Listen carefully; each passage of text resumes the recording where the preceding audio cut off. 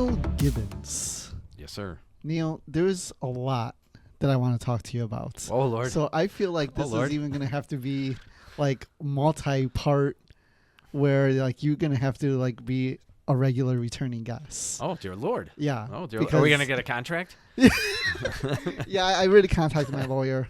Contact him? Yeah. All right. Well, better get the lawyer, man. Tell you that. Oh, you son of a... The window. We're keeping this in there. That's fine. When it cuts to you, it's really overexposed in the back. Oh, okay. Yeah, so it's awkward. There we go. Oh, Mike. If you want to start from scratch again, that's fine. No, we're keeping this. All right. We're keeping this. We're keeping this. Neal Yeah, Gibbons. Neal Gibbons. So you're Neal Gibbons. Yeah. All Neal Gibbons. Yeah. Who do we have on again? I don't know. Me. Oh, that's right. Yeah. No, for real though, Neal. There is actually a lot that I want to talk to you about. Sure. I'm an open book, dude. Ask whatever you want. No, So we know each other because you're a ghost hunter, and we've done some ghost hunting together. We've done events together, Yes. but also you just retired from the being a police officer. Sheriff's Department. No, I worked inside the jail. Yeah. I worked inside the jail for 30 years. I worked the psych department for 22 years. I dealt with psych inmates, criminals for over 22 years. And then after a while, you start to go through a little bit of a transition in your life where you have to make a change. Because it does get to you after a while. It really does. And you have to change it up. So then I started moving on to different things. And then I retired after 7 or 8 more years after that. Yeah. I recently retired about 19 months ago, yeah. And how long were you in the psych ward? 22 years. 22 years. That's a long time. Oh, yeah. Yeah, but I have to be honest with you. Like, I was on midnights for 28 years. So I was on midnights for 28 years, and I loved it. You don't understand? I loved doing what I did. I really did, man. Like, I was 22 years old, and this whole world was different and new. I wasn't hanging out on the south side of Chicago. I was hanging out in the Cook County Jail, dude. Right.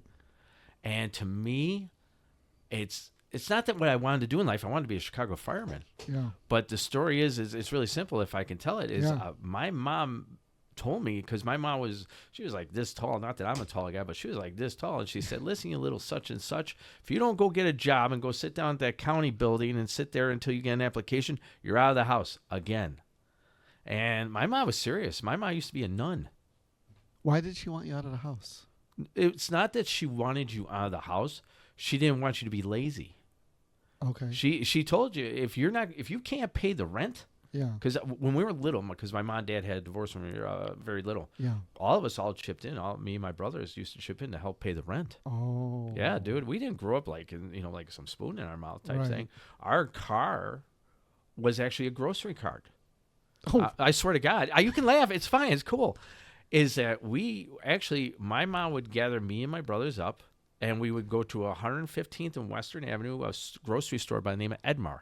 Yeah. And my mom would have her food stamps, and we would all get in a little push cart, and that was our car, dude, for a while. Wow. I swear to God. That's what it was. Was that Beverly? Yeah, it was the Beverly Mount Greenwood area, yeah. See, everybody hears the word, oh, it's Beverly, you know they got to be rich. No, that's not true. No, I know. I temporarily lived in Beverly. Yeah. And I was in the poor part of Beverly. Yeah. So, but yeah, wow. But you have military background? No. I have no military whatsoever. Okay, so after high school you went to... I was working at the Evergreen Plaza, and I was working there, and I was going to Moraine Valley, and I that's when I went to go take the test for Cook County, and then all of a sudden my supervisor at Evergreen Plaza said, "Hey, Neal, they said report to Division 5. They need you there next week, this and that." I'm thinking to myself, why is they calling you? And so I jumped on board, and I got in my car. It was like a totally different world. Like, I know where California was because I grew up in Washington, Yeah. right? It's 3 blocks away, right? Right. East and west. And I go down to 26 in California, dude. It's like a totally different world. Yeah. It's a world. It's a totally, you're in Little Village. Yeah. And I didn't even know what Little Village was, right? And I don't care how tough you think you are in life. When you're going past these big walls at the Cook County Jail, They're going to intimidate you. Yeah. Like, I actually thought that my mom tricked me to getting locked up. That's a true story. Like, I entered inside of it. And when you were inside, you took pictures right next to inmates. Mm-hmm. Your ID picture. Oh. So you were in the same line. They did that on purpose. Dude, to get you to run out.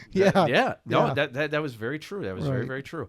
And I started wondering, did my mom trick me into getting locked up? Because I wasn't a perfect kid. You know, I messed up like a lot of kids did when they were young. Yeah. But so I'm thinking to myself, all right, am I going to exit? Am I going to exit? And so they let you out. And then I remember my first check. My first check for a 21, 22-year-old kid was $797. I always remember that. And I actually have that check at home. And for back then, that was a lot to of me, money, that was, right? dude, I was living at home with Ma. Yeah. I was buying everybody drinks at the bars and stuff like that, dude. I was like, man, money man, you know. But yeah, it was a different life. It really was in the beginning. In the beginning, I had a lot of life to me about doing this stuff because majority of everyone who was all the same age as me, they put a whole bunch of guys who were the same age as me and the most psychiatric ward that there is that we call 3 North in the old Cermak building. Yeah. And they put, for whatever stupid reason, Yeah. they decided to put all these young kids in charge. And it was stupid. We had like one or two older guys, Mm-hmm. but they worked the ER downstairs and they'd come in. We'd have supervisors to check on you. But it was just ridiculous. You know, I wouldn't have given free reign to a whole bunch of kids up there. Because at 22 years of age, I think you're still a kid. At least I do. Yeah. Don't get me wrong. We never went out of our way to go do anything wrong. But I just think that because we would play tricks on each other, because you still have that high school type mentality. Yeah. And so you grow up quick. I'm gonna tell you one thing.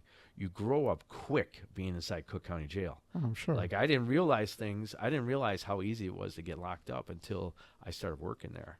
Yeah. And your mentality does change from that goofy type mentality to really understanding things and being aware of your surroundings. So it was interesting, though. Do you remember? This was a couple years ago. There was a woman that was locked up because she was running a brothel at a little village, and she had these underage girls. Well, all right. It's kind of funny that you say that. Okay, so back in the day, and we're talking early '90s. Mid-90s. I do know somewhat of that. For me, I used to work the men's division psych, and I was doing my job.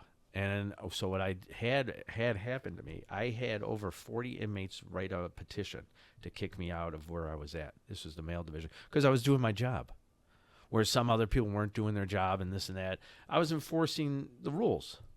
Oh. So they were saying, he's a racist, this and that. He says, he's got a bald head. He's a skinhead, this and that. This is true. This is very true. Yeah. I was kicked out in the male division, and I was placed in the female division for 1 year. And I used to have to watch 120 female inmates by myself on a nightly basis. 120. Wow. That's not a lie. I'm not even exaggerating. I bring that up because I visited somebody in jail, and and you know how it is Dividers. The dividers, Mm-hmm. and there's multiple people, Mhm. and as you know this, it's not like the movies where you could just you have to scream into that little hole, and you have to put your ear on there so you could hear the other person that you're visiting. It's insane. Yeah. But the person I was visiting, they're like, "Oh, did you hear in the news about the lady?" And I'm like, "Yeah." And she's like, "That's her over there."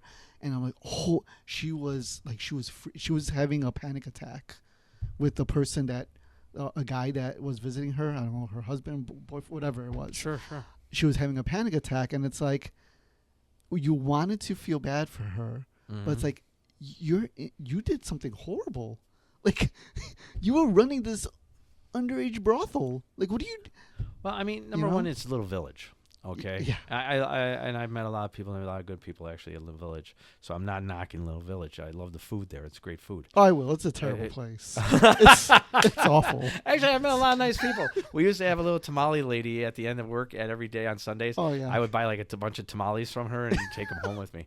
I don't know how good they were. I mean, they were good, tasty. I don't know if they were, if someone was not bathing or anything, but They weren't. they probably weren't. But they were still tasting good. But the thing is that you meet so many people that go and make a lot of mistakes in life, and everybody thinks because you're put inside of a county jail or facility that you're a piece of such and such, right?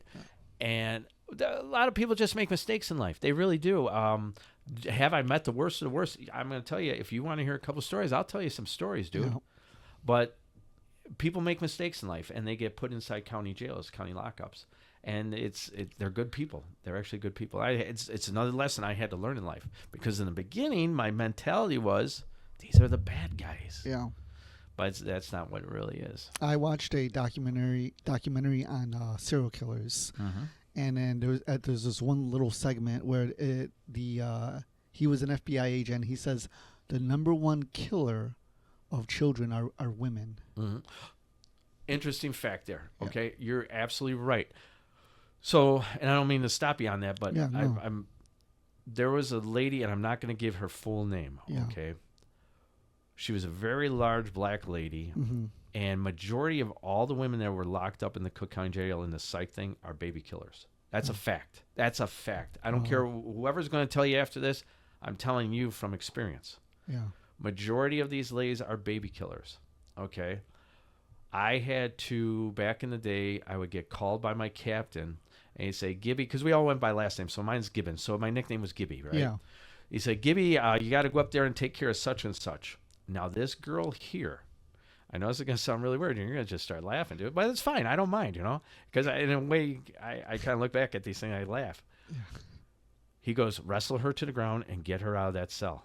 Now, this girl was a big girl. And what she would do is she would lather herself up in all this soap and stuff like that.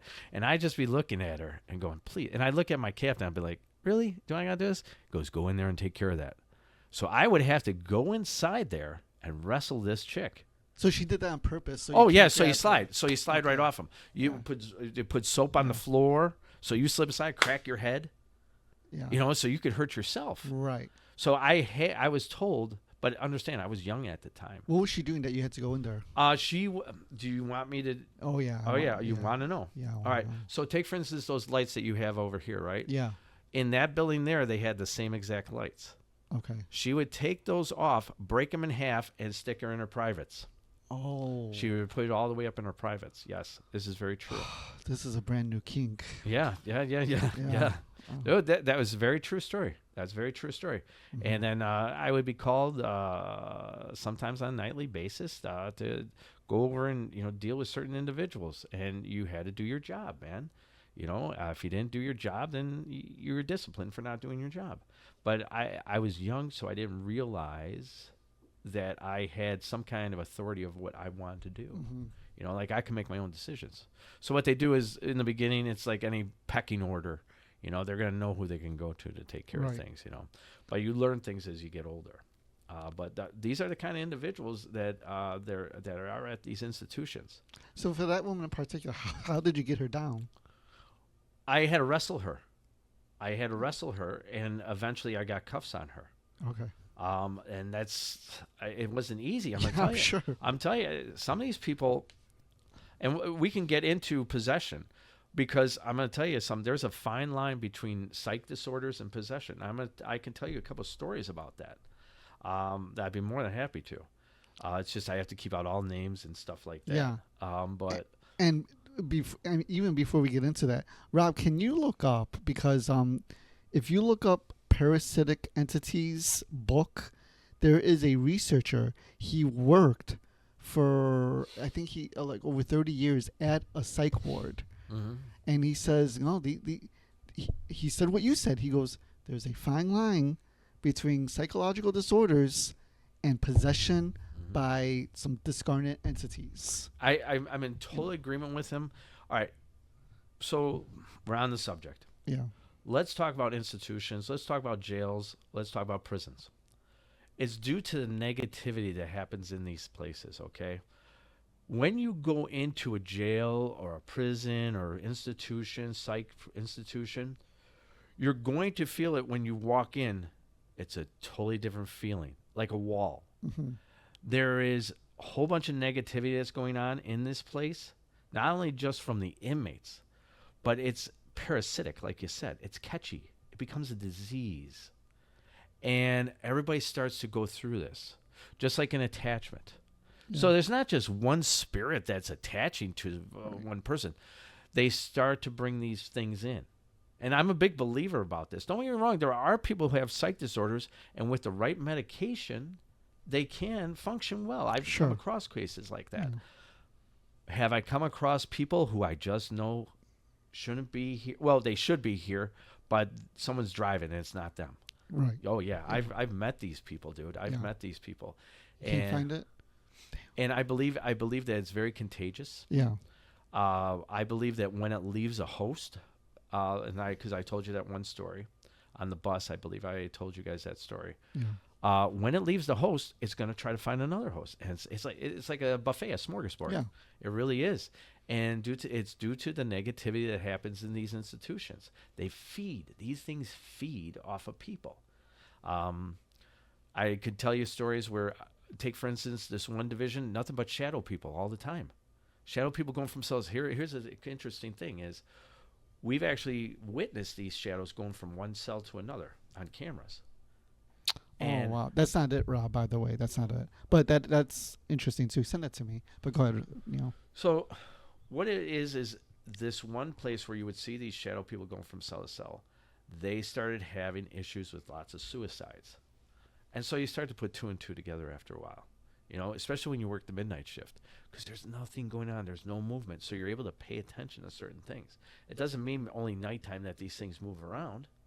It's just you're paying attention to it more. Because you're up all night long. You're working 11 to 7. You're watching these cameras.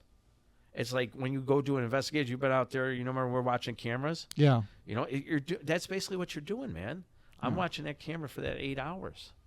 And then you start to see these things. So this prepared you for ghost hunting later on. I don't, you know what prepared me actually was listening to Art Bell back in the day. So the greatest thing for anybody who works law enforcement, any form of work in jail, law enforcement, was listening to Coast AM with Art Bell. That's awesome. Dude, I'm telling you, we would sit there at work, and from 11 to 7, well, it would start at 11 and it would go to about 3 or 4 o'clock in the morning, Coast AM. And I would sit there, and I actually learned. I listened, and I started buying books and reading books and this and that. Yeah. Now, I always knew that there was something that I had, but going on with like an ability, but I made sure it was dormant in me for many, many years. I really didn't start letting it come back until about over 10 years ago when I started getting into doing the tours again. Well, again, I shouldn't use it when I started getting into the tours. I've heard that there's three types of people that listen to Art Bell. Police officers, truckers, and insomniacs. Yes, I agree. I agree with that 110%. A lot of people in law enforcement, that's all they listen to. It gets you through the night. That Art Bell, back in the day, dude, got me through the night. Even though every now and then he'd have some really crazy wacky, of course. that you just go, come on, man, come on. Yeah. But it got you through the night. The time travelers. It was entertainment. Yeah. It's entertainment. It's entertainment, you know? Yeah. And I enjoyed it. But so going back to, you said that you caught some like a shadow person on camera. Yeah. So who caught that first? You did? Well, I'm the one who's working that area, so I caught it by just sitting there watching. And understand, you don't hit a record button or anything like this. This is live feed, okay? A lot of the places in certain jails are just live feeds. They're only hit by record. Not all institutions have the record. Anything that deals with medical, they cannot record. It's against law. Anything that deals with psych, certain areas you can, certain areas you can't, because that's still tight medical, right? Okay. So no matter what, I was the one watching. I'm not saying that the guy down the block from me can see the same thing, because he can see my cameras as well. But I've never had it where an officer's come up to me and goes, "Gibby, did you see that?" No, I've never had that. We've had it where the old clothing room down in Division 5, I used to be in charge of that, is that we had it where you could hear them in the back, these shadow people, moving around the bags. There were these big black bags Mm-hmm. with people's clothes in them, right? And one time, me and my buddy were sitting here, actually listening to Coast AM, and you feel something walk right through you. We both jumped up, and we go, dude, you feel that? He goes, yeah, did you feel that too? And it was just so weird. Cook County Jail is a very haunted place. Was it a typical cold feeling? It was, I don't remember if it was cold, but I remember the walk through your body. Wow, yeah. You know, it just like followed its way through your body, you know, that type Yeah. of thing. For people who haven't had that happen to you, what you do is you feel the presence of someone else, and it's not you, and you feel them walk right through you. Yeah. Yeah, very real. Listening to Art Bell during these days, like, is that how you were introduced to the paranormal, or did you already have an interest in it? I've always had an interest in superheroes and stuff like that, which led into supernatural. Okay. And then I'd start watching, you know, like horror movies, you know, like The Wolfman, Frankenstein, and this and that. The OGs. Yeah, you know, Yeah. you'd watch that, and you start getting interested. Then I started really watching a lot of Dracula movies. Yeah. You know, and then you start really thinking about supernatural lore. You start thinking about lores. You start listening. You start reading. Yeah. And then you get a little bit older, and you start listening to things like Art Bell, and they start bringing on people. And then you hear the books that they have and this and that. You go and you buy it because I got 8 hours. Right. You know, I'm sitting there and I'm reading a book. You know, and you're taking in as much as you possibly can. Did you ever get a chance to read Richard Crow's book? No, I've never read Richard Crow. I've actually never ever met the man. I never met the man. Yeah. And the thing is, For the audience, Richard Crow is Chicago's original ghost tour guide and ghost hunter. yes. Although they say that there was, predecessors, but I'm not really familiar with them. Richard Crow is the one I grew up with. But go ahead. Yeah. So I never. All right. So here's the weird thing: is everybody knows that I do the tours throughout Chicago, the south side of Chicago, southwest suburbs, and stuff like that. I've been doing it for the last 10 years. This is my 10th anniversary doing it, and I was doing it with Steve, and we were doing it for some years. I make sure, and I think you guys remember, is when I had on the bus, I put up a memoriam on him, even though I never met the man. But what I do is I respect that this is the guy here who started everything. Mm-hmm. I'm a big believer in doing the right thing. All those people who get on the bus all the time to go out to enjoy the tour that we do, I want them to realize that before me, before like an Ursula or any of those people, before you, there was Richard Crow. Yeah. And I never met the man. I listened to him on the radio. Oh, okay. When he was on, I think it was WBBM or WGN. Oh, was it WGN? I think so. I know yeah. he was on Loop a couple times. Yeah. I know that they Well, always he was had him on- everywhere, Yeah, really, he was so- on everything. Yeah. And I just remember him, and from those things, I watched old videos of him. Yeah. That's how I learned certain things. I'm not going to lie to you. I'm not going to pretend like I'm an all knowledgeable person. No, I mean we all have to learn. learn. From You have to other learn people, from other right? people, right? You mentioned that one video, and I saw the same thing too on when I went on your tour, where he had those two women draw the Phantom Farmhouse from Bachelor's Grove. Yeah, I yeah. saw the video too. Yeah, so, yeah. So I remember watching that video, and so I incorporate that story. I've had people come up to me and they go, I went on Richard Crow's thing, and it's such a compliment when people go, I love that you continue doing this, that you take all these people out into the night. We're glad that you do this, and it makes me feel really good, Yeah. knowing that people enjoy the tour. Or I wouldn't have been 10 years in the business of doing this if people didn't enjoy the tour. So and what's great too about your tour is like a lot of the tours, a lot of the different ghost tours in Chicago they focus on the north side. mm-hmm. Yeah. And our mutual friend Tony, he does a tour in the south side, but he only does that one periodically. Mm-hmm. So it's like you really got the south side down, which is great because Richard Crow focused on the south side because that's where he's from, that's where you're from. Yeah. And a lot of these other people, they were north siders. And the thing is people don't realize when you're doing these tours, you have to time everything out. I get in my car. You have to learn how to get in and out because all right, when you're on the bus with me, you don't know where we're going. Mm-hmm. I have to be with the bus driver, say make this turn here because we're at night. Yeah. You know, so it's not that easy trying to entertain people, as well as trying to get the bus to go where we need to go. You know, so there's a lot of back and forth of me making sure that I'm navigating the way to each and every place. You know, I don't know how Richard Crowe did it. You know, I just learned how to do it myself. You know, but Yeah. I try to resemble from what I've heard, not physically, Yeah. but I try to give people what they want. You got to give people what they want. They want to be entertained. Give them entertainment. Because what I do, and I don't want the people misunderstand, part of what we do is entertaining people. We tell you all the stories. But if all of a sudden I tell you at this certain place and we're gathering evidence and we start getting shadow people, well, now we got something even a little bit better for the tour and better for you. So that's some of the cool things I like to do, but I like to make sure that everybody's not bored. I want to give them the best product out there. Yeah, I know, and you do a great job at it too. I mean, you got the music, you got the visuals, you know, you got the storytelling down, so that's great. Don't you give the bus driver why don't you give them like each stop that you're going to? So it's because you never ever have the same bus driver. And they're given an address, and all these addresses that are in Chicago are off. In the Chicagoland area, in the south suburbs, if I relied on the bus driver to get there, my thing would go over 2 hours. Yeah. I know the routes.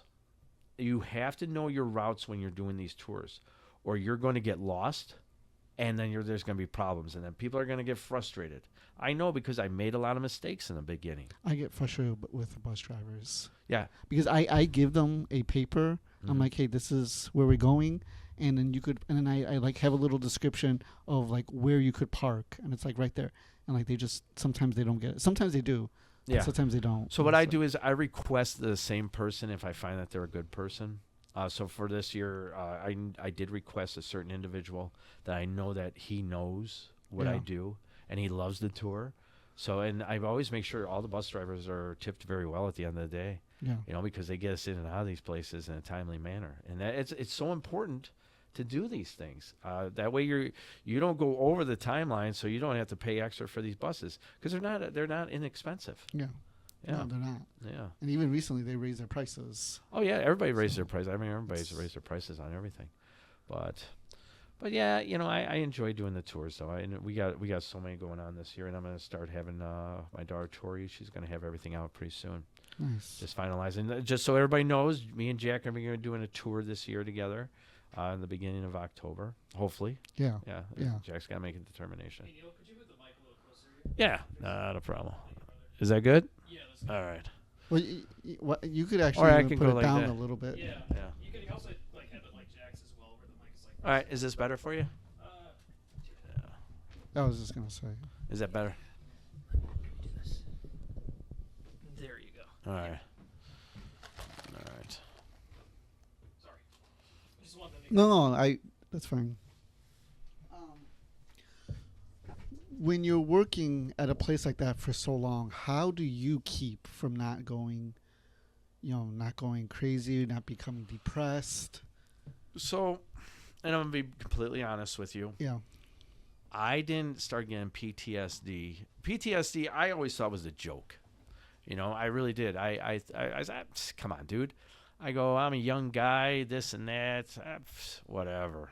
I really did. I thought it was a joke. Until one day, all of a sudden, I had to deal with a certain individual and do what I do. And we put him in the quiet room. We have quiet rooms. It's all like rubber walls and stuff like that. All of a sudden, I started getting a shake to me. There was this shake. And I would say I was in my 40s when this happened. So for years, I never had it. I thought it was a joke. I go, I thought you were in your 30s, Neil. No. What the hell? Right now. I wish. Believe me. I'm feeling it nowadays, dude. I ain't lying. My ankle's killing me right now. But all of a sudden, I started getting a shake to me. And that shake started to become uncontrollable. And I had to excuse me. I didn't want anybody to see a weakness. You don't want anybody to ever see any kind of weakness in you. You don't. Especially in that environment. No, right? it's not something you want, dude. So I excused myself. I went and put some water in my face. I calmed down. Did you realize what was happening? No, I didn't even know what this was, dude. I did not know what was going on. So I blew it off as like whatever. I don't know.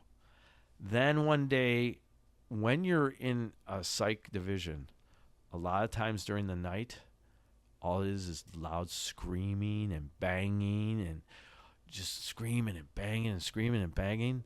And then one day I just started shaking again. And I was sitting at my desk reading a book. And I'm like, what is going on here? I had to learn how to do like certain kind of breathing exercises and stuff and like that. It becomes very real. That's one of the reasons why I left after 22 years, because I was in a position where I was, even though I was just an officer, I was running 3 buildings. Mm-hmm. And I was taking care of all these things and this and that. Everything was put on my lap. It's not a boo-hoo-hoo story. It's the way this place is. If you're somebody who does their job, they're going to take advantage of you. And anything in life, they're going to make sure that they work you until you're dead. And so every day I was coming into work, I made sure I took like whatever kind of energy drinks and this and that. So I stayed up because now I'm starting to have kids. I got to watch them in the daytime, this and that. And then you start putting on weight. I was up at one time to 290 pounds, dude. Oh, wow. 290 pounds. I got out of shape and everything. You were always, because you've said this before to me, you were always working. Where do you even find a time to meet your wife, have children, raise kids? So I owned, at the time when I was younger, I owned a party rental company. And I did the county jail thing. And so it's not easy balancing things, but I did it. Because my wife was working 3 to 11 at the hospital. Mm-hmm. And anybody can find a balance to life. Anybody can. It's just a matter of you guys just figuring it out. But I just had to find my balance. Yeah. But being on midnights, I do not recommend people stay on there too long, because I became a diabetic because of this. Oh, I bet. And I got PTSD. I had a sleep disorder. I had all these. I didn't think any of this stuff was going to happen to me, dude. Yeah. I didn't think it was going to happen, but I sure did. So you got that you got that shake, and then later on you encountered somebody that you got a bad feeling. So at what point do you realize these are panic attacks? It was sometime later when all of a sudden me and some other officers were just talking. And I was talking with some guys who were in the armed forces, and the way it was explained to me is, Gibby, you're starting to get PTSD. And so I'm like, all right. So they said, just you got to start eating better, because on midnights you eat like crap, dude. You eat like hamburgers and pizza and this and that, and you do it at midnight. And then I was getting off work. I would go grab a double Whopper with cheese, a large fry, and a Dr. Pepper, and then go to bed. Wow. Dude, it was bad, man. That's bad. Yeah. So this kind of lifestyle leads to a bad, healthy lifestyle. And so they told you about the PTSD, but the thing that, getting to the paranormal and supernatural part about is you start to develop some kind of precognition type thing of like things are going to happen. Mm. You start to develop. Anybody who's in law enforcement, we all have this ability, but it's either some people are like that really good athlete who's that great quarterback that already has it, or you're that hard worker who's getting it. And do you understand? Yeah. After a while, then now you're that superstar too, that football player, that quarterback type. But you got to work at it. But you got to work at it, right? Same thing with doing psych. A mediumship or anything. Right. So I started noticing that you would feel where somebody was something where they weren't, and it's very odd, and I didn't know what it was at first, because it happened to me as a child, and like I said, I laid this dormant for many, many years. I used to have it when I was a kid, where people would get that what is that called, the hag syndrome, where like you get the hag. It's off of Irish lore, Gaelic lore, sleep paralysis. There's a fine line actually between hag syndrome and sleep paralysis, which is a scientific thing, right? Where your body actually shuts down in the middle of the night. The reason why it shuts down in the middle of the night is so if you're having a bad dream, you don't act out, right? Yeah. But there's also a thing called hag syndrome, where you feel this witch that's sitting on your chest, on knees or whatever, or just sitting on your chest, and you can't do anything. Now, when I was a kid, I could feel this thing enter the room. I would be in my bed, and I would know that it was on the ceiling floating without seeing it. I knew it was there, right? And then I'd also start going through sleep paralysis, and I didn't know how. Everybody's more likely have had sleep paralysis, and you don't know how to get out of it or anything like that. Then I had to learn that you have to be big into prayer. Yeah. And because, like I said, I believe that there's a fine line between these two things, because I've had it where people have gone to haunted locations and they don't know each other, but they're all having the same problem in this hotel room of this hag syndrome going on. And they're like, is this sleep paralysis? I said, it could be, but I don't think so. Because if you're getting more than, we'll say, 3 people all inside that room that are having this kind of thing happen, more than likely it's a hag syndrome. There's something supernatural, paranormal that's going on here. Yeah. And everybody to their own. If you don't want to believe it, you don't have to believe it. But I do believe that there is a fine line between the two.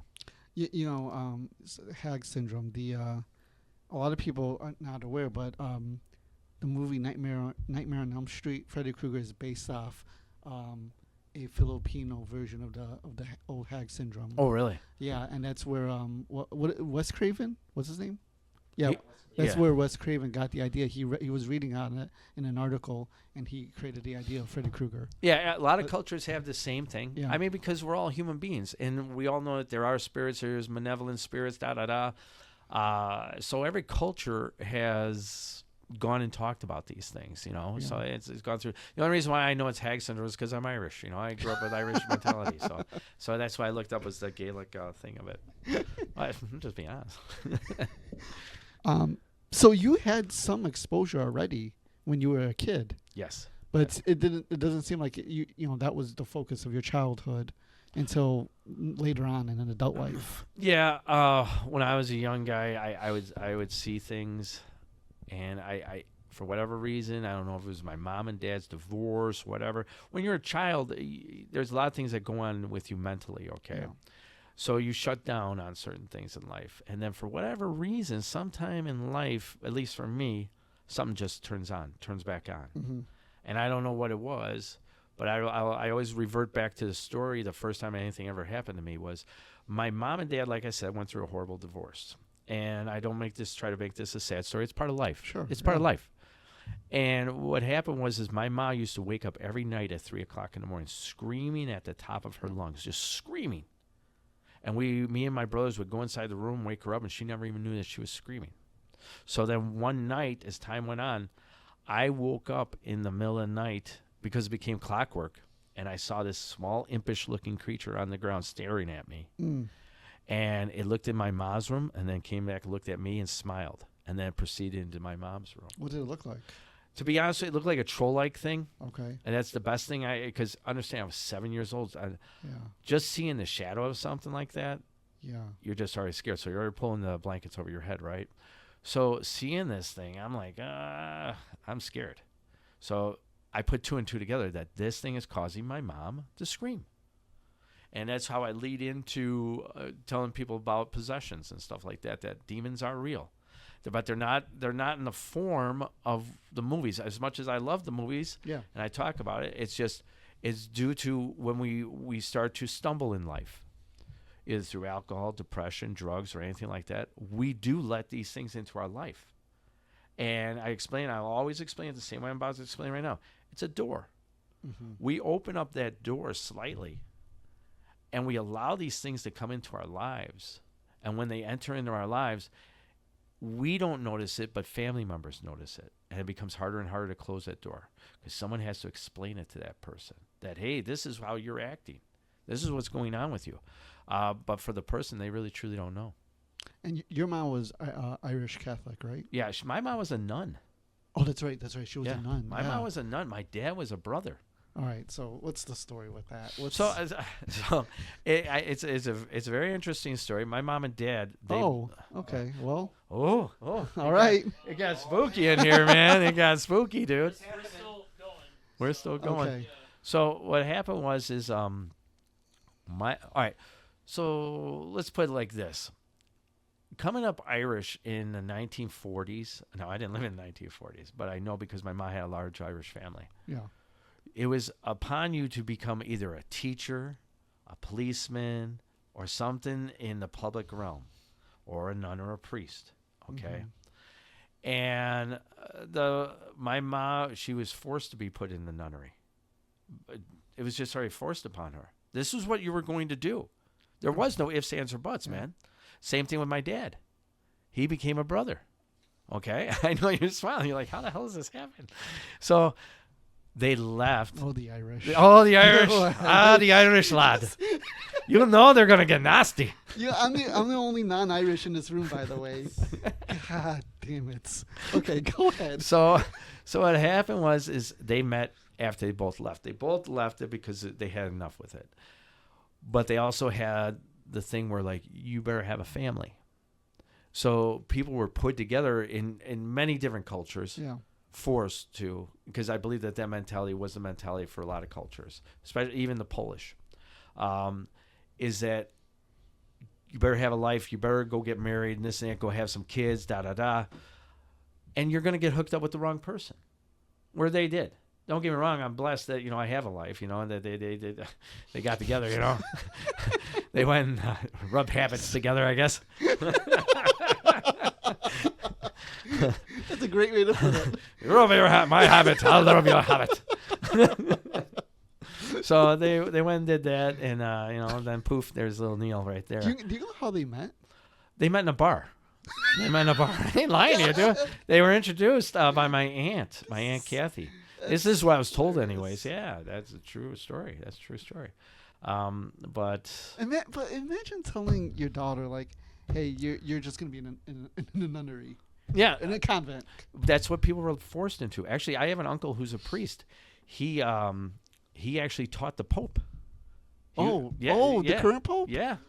Swear to God. Because I called my uncle when the Pope Leo came into a thing, because my uncle was also the president of Providence High School. My uncle was the principal of St. Rita High School.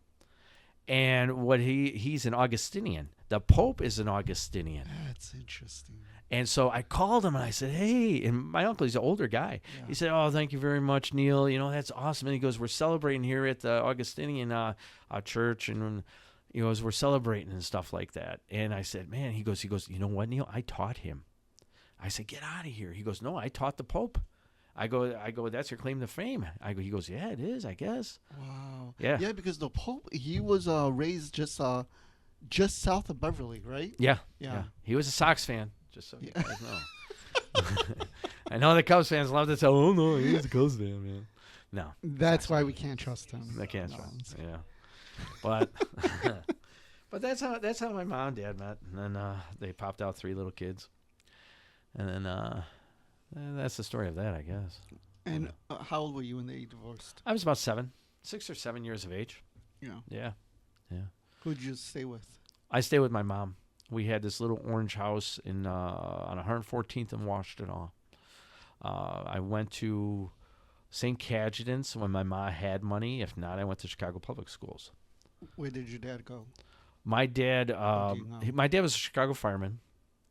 And he moved out, and he was living in an apartment in the Beverly Mount Greenwood area at the time. He left the fire department, or he got hurt on the fire department, and then he became a reporter. And he was a reporter for some years for Star newspapers, actually. Oh, that's really interesting. Yeah. So he did that. He was a good guy. Don't get me wrong. My dad was a nice guy. It's just he just wasn't a dad. It's just the way it was. Yeah. I'm not that great then. Yeah, well, I mean, I try not to reflect upon negativity, and you just try to move on from things. You have to. I'm going to tell you, if you sit there and you dwell on, this person did me wrong and this and that, I'm a dweller. Don't get me wrong. I've had people, and my wife tells me, she goes, Neal, you don't forget things. I go, no, I don't forget, but I'll always forgive. Yeah. But I don't make that same mistake twice. I just don't. I don't make the same mistake twice. That's something I will not do. Yeah. But that's why we don't see Bob anymore. I'm not getting in on that. I'm not getting watch this. There's more than just him in this realm. It's interesting. This realm here. I try to tell everybody. It's a really simple thing. It was taught to by my wife. You want to hear a cool supernatural story? By the way, we're not talking about Bob Anderson, who's a good friends with. No, I'm not talking about. It's a different Bob. It's a different Bob. I want to hear the story. Yeah. So I'm going to tell you a true supernatural story with my wife. My wife, Sue, got me into, and I might get a little choked up on this one, so forgive me. Me too. Is that taught me a thing saying trust your journey. And like if you see my phone, the beginning thing of it, what does that say? Oh, it's a picture of me. I'm in your background. Is it in your bondage? Is it in your bondage No, picture? it says trust your trust your your journey. Trust your journey. Trust your It's a journey. picture Trust of your Jack. It journey. says don't trust your journey. Yeah, don't trust your journey. Don't trust this one. Yeah. Jack's like wiggling out. What's the significance of trust your journey? Things will happen in life, but have faith. Have faith in who you are and what you're going to be. Stop worrying about what else everybody is doing. Care about others, Mm-hmm. but trust your journey, the path that you are. Shall I use the word destined? Because Sure. I've talked about destiny before. Yeah. I've done that in the last thing that we did at Star Rock. Or is it my choice? I'm thinking it's my choice. I can choose to just trust my journey. From day to day that I wake up to the moment I place my head on my pillow at night, that's my day. And I just have to keep believing the harder work that you put into something. And I'm a big believer in that. Big believer in hard work. Yeah. The harder you work and the more consistent you are in things, the bigger the prize. And it's all about treating people right and just working really, really hard. Trusting your family, trusting your faith. I'm a big person about faith. Now, my wife, what happened was about maybe over 10 years ago, had 2 heart attacks, right? And I was in the ER with her mother and father, sitting there just wondering what was going to happen. They were going to do some surgery. And I was frustrated, Jack. I mean, I was angry. And Why? Because of the circumstances. Was my wife going to die? No. My circumstances were like, oh my God, the person I love, is there's a possibility she's going to die. So all of a sudden this deacon, priest, man of the cloth, Mm-hmm. he comes up to me and he says, would you like to say a prayer with me? And I swear to God, Jack, I was about to give him the big FU because I let that swell inside me. And I was going to tell him, no, such and such, get out of here. Right. But something told me, no, say a prayer with him. Okay. Now what happened next is my hand to God. He put his hand on my hand, and I grabbed my in-laws' hands, and we started saying a prayer. And the overwhelming feeling that I felt, prayer is, and when you have faith, and you've heard me talk about faith, when you have it, you know you have it. And when you can project it, good and great things do happen. My wife, they came out, and then she said she's going to be fine. He gave that. I'm not telling you. I'm telling you is that the vibrations, the overwhelming, everything's going to be all right, Neal. Everything's going to be all right. Was right there. It was amazing. And I tell people, I know some people don't believe in God or Jesus or anything like that, but I'm telling you, this is very real. It just hasn't happened to you yet. Or it did, and you didn't notice it. You weren't paying attention. There's certain things that we don't pay attention to in life. Yeah. And these things happen. Good and great things happen. Did she need the surgery? All she had to get a stent put in her arm where they put these stents inside of her. Okay. She had this where there was a blockage. Oh, is that what Yeah, it was? it was some kind of a blockage. Yeah, it's very detailed. We don't have time for that. But that overwhelming feeling, I'm telling you, when you're in, and I say this out to your audience, when you're down and out and this and that, and you're thinking, oh my God, everything's so bad in life. Mm-hmm. My life is, oh my God. Get down on your knees. Pray. I'm not going to tell you what religion to believe in. I'm not even going to tell you to believe in my God. But it's the faith that you have, the faith that you have in yourself from each and every day to each and every night is the most important thing. And when you have it, you have it. Yeah. And I'm telling you, that is the biggest thing that I talk about. I have this tour bus that I can go ahead and put that in part of the tour bus because I actually find it important. Because a lot of people in this paranormal community, I don't know if you've noticed, a lot of them are depressed. Yeah. A lot of these people, they fall through this depression. Yeah. And I really do believe, Yeah. and I'm not singling myself out because I'm not the only one, but there has to be people to reinvigorate you. Well, prayer is really powerful, right? Yeah. And the atheist Stephen Fry talks about how powerful prayer can be, because and he gives the example of, like, you know, if you're an atheist and you're gonna die, what are you gonna do? You're gonna pray, you know, because there's a stability with prayer, right? And then and I mean, that's obviously even if you're an atheist, but if you're a believer, you know, it's just that much more powerful, you know. Sure. I think it's just as powerful for anybody. It's simple to get it. It really is simple to get it, but you just have to believe. You really do. And I don't mean to sound like that guy who's on Fox News or whatever saying, oh, send me some money and this and that. It's just really as simple as that, man. It really is. I've had different instances in my life where, like, I'll tell you a story. I used to jog in Mount Olivet Cemetery as a kid when I was young and at night, and because I lived behind it. Another hand to God story, man. It's amazing. I've had quite an interesting life, and I'm only 54 years old, and I've had a very interesting life. If I drop dead tomorrow, which I hope I don't, I can say that I've had a very interesting life and a very fulfilled life. And I would also say is that when I was jogging in that cemetery, being a young kid, and a lot of these young kids who come to these paranormal conventions and this and that, they're looking for hope. They're looking for, who am I, right? You see it. Yeah. So I was one of those young kids once going, oh, God, and this and that, boo-hoo, me. And I sat there and I prayed, and I said, God, I was wearing headphones. I said, God, if you're true, please show me a sign that you exist. All of a sudden, I was listening to the loop. I was listening to, like, Led Zeppelin or whatever. All of a sudden, Eddie Money came on, and the song, If I Walk on Water, Will You Believe in Me? That song came on right after I said that. I said, Lord, please show me a sign. And I go, I will change the things I do. I have to be honest with you. I wasn't perfect after that, but that was a very true story. Very true story. If I walk on water, will you believe in me? Yeah. And understand, ladies and gentlemen, I'm not a church-going person. I'm leaning more towards now in my life is spiritualism. I really do. I'm starting to lean towards spiritualism. Yeah, no, there's a lot of stories like that, aren't there? Where it's just like, there's also a lot of stories where, you know, you pray, nothing happens. But then there's those stories where you pray and, like, right then and there, like, something like miraculous happens. Oh yeah. Like what you, or maybe not even miraculous is the right word, but like, you know, odd coincidences, synchronicity. You know, that just aligned with what you just, you know, thought about or said. Yeah. So it's fascinating. You know, it goes to one of the stories I talk about, the miracle child of Chicago, Mary Alice Quinn. That is the main story. I don't care what place I'm in. Like, you and I are going to be at Paranormal Rockdown.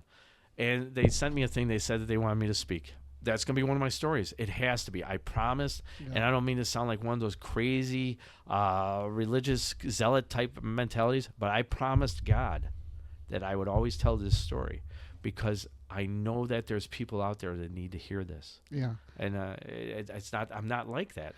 You know what I want to? Speaking of Mary Alice Quinn, I wanted to tell you the day that I went on your tour last time, but obviously we were too busy. So I think you're gonna find this interesting.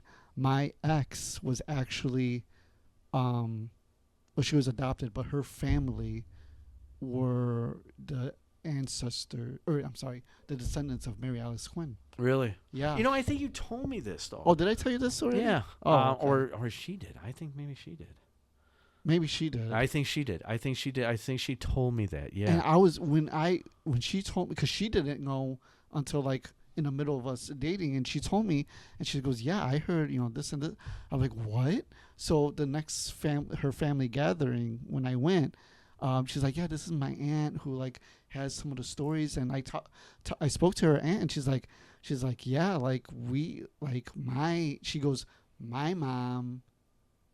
Honestly, I forgot the family dynamics, but basically, yeah, like they were part of the family, and like And I go, do you have any like stories that like not in the books or not online? And she goes, well, we would talk about it as a family, like growing up, like this was very real to us. Like, I actually think that this story should actually be put into a small movie. Yeah. Do you know that there's really no major book on her? It's only the writings from her mother. is that Nobody's ever really. They put it in their books, like the ghost books? the little ghost books. I really think that people should dive deeper. Like the Roth House.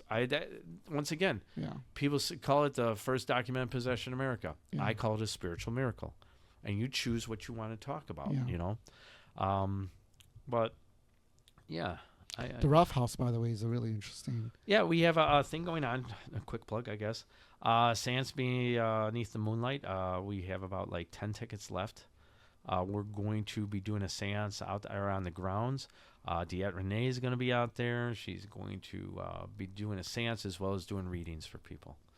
And the Rough House, that's in Watseka, Illinois. Watseka, Illinois. Yeah, I'm sorry. Yeah. Yeah.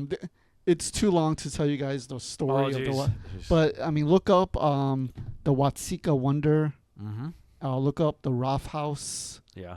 And also look up Mary Alice Quinn, because that's a. I'm that's telling a you, local ladies and story, gentlemen, please look up Mary Alice Quinn. It's about faith and strength. If you really, if you're down and you really need some kind of thing to bring you up, listen to stories like this. There's things in people's lives that are worse than you. And the minute that you realize that, you're able to strengthen yourself and become a better person. Yeah, for the 3 people that watch this, check it out. Yeah, it's just that's the 3 people. Yeah. No, we get a couple more views than that. Don't worry. You never know. You never know. Dude. You never know. No. But so do you think that part of the reason why you were able to get through your career is your faith? Yeah, no. I didn't really, in the beginning of my career, I was just a knucklehead kid, and I didn't really think about it as much as I did until I get older. You really don't reestablish yourself until you do get older, at least for some people, majority of people. Because you're going out, you're drinking with your buddies and this and that, you're having a good time. I grew up, I played rugby, I went out drinking. I got drunk in parks, fell out, passed out, woke up, birds all around me. I've lived an interesting life for me, anyways. I've done a lot of things in life, and so I would say that my faith really didn't start really kicking back in until I started getting older in life. Yeah. Yeah, I really do. I try to make sure that here's what I do in life, and I think this is something a lot of people should do. There's a lot of people who love to talk. Yeah. There's talkers out there. Set an example for somebody. If you're somebody that you have say you truly love in life, don't talk about their issues. Mm-hmm. Show them by your actions. Believe me, they pay attention to what you're doing, and then they start mimicking you, and then they start to do good. I know we've been going on and good about like faith and stuff like that. No, that's awesome. But it's very important is that don't be that talker. You can tell your child, hey, you're doing wrong, But make sure if you're going to tell your kid that you're doing the right thing. Like I quit drinking and stuff like that. My son, he doesn't drink at all. Oh, that's good. Don't get me wrong, my daughter does. but the thing is that when they see certain things in a household or something like that, what it is I learned long a time ago is break the cycle. Learn to look what the cycle is and break the cycle. Yeah. Yeah, it's important to a lot of these young people. You want to make sure that the next generation, which I'm a little concerned about, is going into with a better mentality. Yeah. Well, you could only take care of yourself and your family, right? I mean, mm-hmm. and I think that's great. Lead by example, right? You have to lead by that's example. Awesome. Yeah. I think you're in a really good spot in your life. I think. Am I right about that? I mean, I really do believe that I am, and I'm going to take advantage of that. Yeah. And I'm going to run with the ball on this. And it's something I tell people is you're going to make lots of failures in life. Mm-hmm. It's part of life. Don't get down about it. I remember when I first made my first failure on something, I said, I'll never do this again. I'll never do this again. Yeah. I look stupid.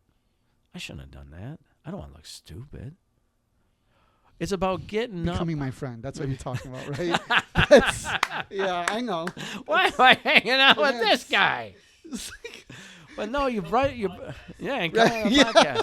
It's I did it again. I did it again. 3 of us watch. Oh well. But no, you just brush yourself off, and you have to move on. You have to move on with things, because the harder you work at something, you learn your lessons in life. I'm a big believer in that. You know, we mentioned coincidences and synchronicity earlier. That's, I don't know if you're aware, that's actually how we met, is through synchronicity. We met at Bachelor's Grove, and I wasn't supposed to go that day. Oh yeah. I was hanging out with a friend, a paranormal researcher, Anthony Pena, Yeah. and we actually originally going to go to Wisconsin, to Bray Road, for the Beast of Bray Road. Mm-hmm. We were going to go there, and then for whatever reason, we both were like, because we were all psyched to go, and for whatever reason, we were like, no, I'm not feeling it today. It was a Saturday. And then I was like, you know what? Let's just go to Bachelor's Grove and hang out. Let's just go there. Sure. We went there. I see a friend of ours. I see a friend of ours. I'm talking to them. Another friend of ours comes I remember up. that day now. I remember it, yes, because I remember Anthony came up to me and he said, "Hey, I'm a ghost hunter." Yeah, and then you came, Yeah. and I had heard about you, Yeah. and I know you were on my Facebook. Mm-hmm. I was like, who is this guy? Who is this guy? Who is this goddamn? No, I'm kidding. No, I had heard about you, and I had wanted to meet you because I've heard a couple different things about you. Good stuff. And He's such an asshole. Jack, you don't want to meet this guy. Yeah. No, I really did hear about you, and I wanted to meet you, and it was shortly before meeting you, where I think it was Anthony, where I had told Anthony, I'm like, yeah, Neal Gibbons, he's doing all this stuff in the southside.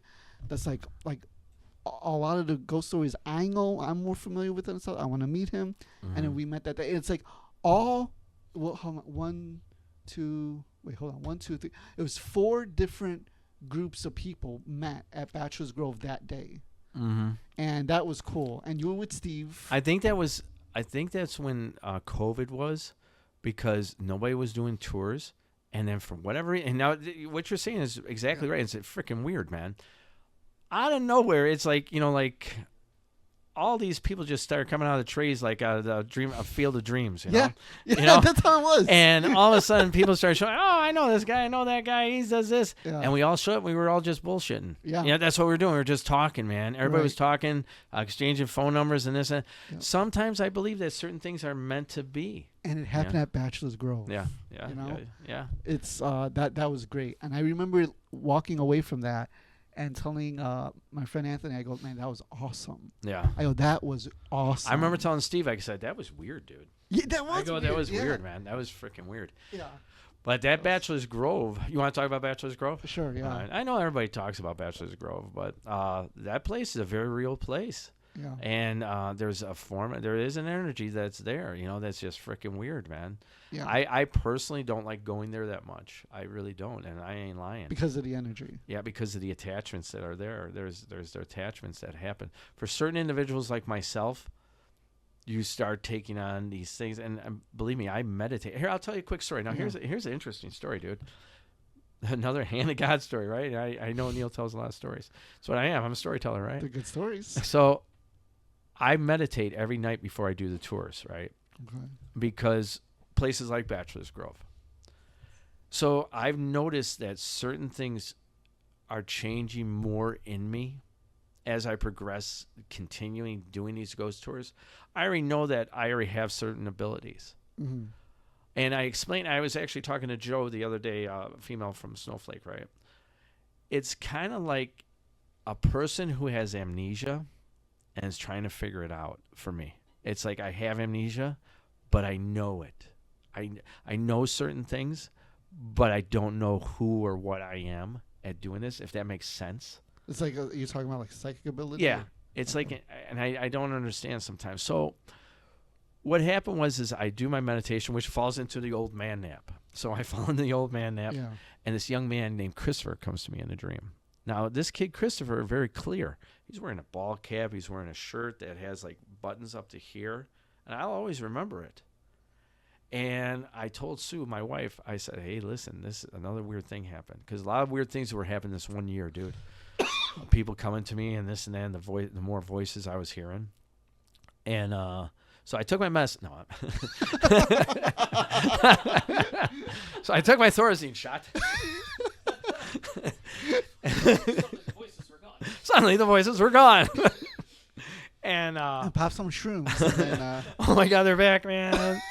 Oh my God, did you see it too, Sue? Oh yeah. So then I see this young man. He's asking me. He goes, "When you get to Bachelor's Grove, when you do your thing, can you please tell somebody that I'm okay?" So I told Sue, and I said to her, "I go, listen, do I do this or am I going to look batshit crazy?" She goes, "Neal, you're going to look batshit crazy."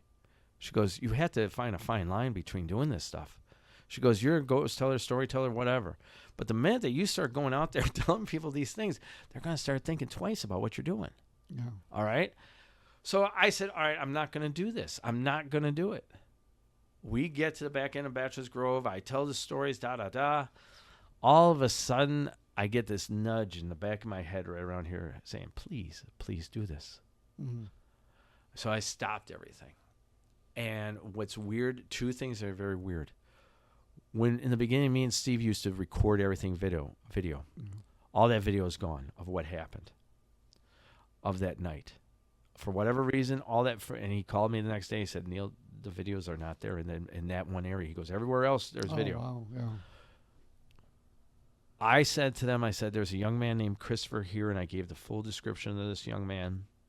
And I said, "He wants me to let you know that he's okay. Does this sound like anybody to you?" This young guy, he goes, "That's my cousin Christopher. He just died." Mm. He goes, you gave the full description. After that, what happened was I took on all this spirit's characteristics, their emotions or raw emotions. I had to excuse myself because I was tearing up. And I told Sue, I said, "Please just tell everybody to get back on the bus." Yeah. Just tell everybody to get back on the bus. And she's like, "All right." So I had to just get myself together, and then I continued on throughout the night. But it's because of the nudge that I got from this thing. I wouldn't have done it. Right. I really wouldn't have done it. But then that's when I started really thinking. I go, man, there's something weird going on in my life. And that goes also to the seance thing that we did last year. In the trailer for it, I try to explain it. Like there's more to it. I've had, like I said, I've had a lot of weird things happen in my life. Yeah. You know, but that Bachelor's Grove Cemetery, it's very real. It's very real. It is, and we can and should do a whole episode just on Bachelor's Grove and our experiences there. I'm telling you.